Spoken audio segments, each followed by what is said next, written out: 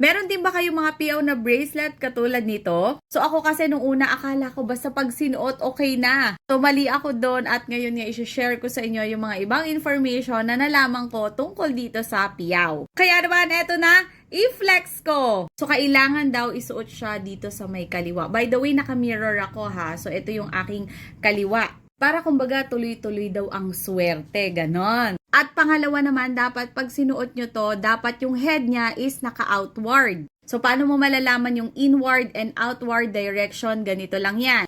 So, yung thumb direction nyo, ito yung inward, samantalang yung little finger, ito naman yung outward. Kaya kung sa left hand mo siya isusuot, dapat yung kanyang head ay naka-outward. Ayan, katulad nito. Kailangan nga naka-outward siya para yung tissue nakakapag-hunt ng wealth at yung wealth na yon dadalin sa inyo. At eto ba, recommended ba siyang isuot ng lahat? The answer is no. Yung under 16 years old at saka 70 years old above, pati mga pregnant ay hindi po recommended na magsuot ng piyaw bracelet. So, ang reason naman nun is these individuals may not be able to suppress all the vital energy that is emitted by the Pishu.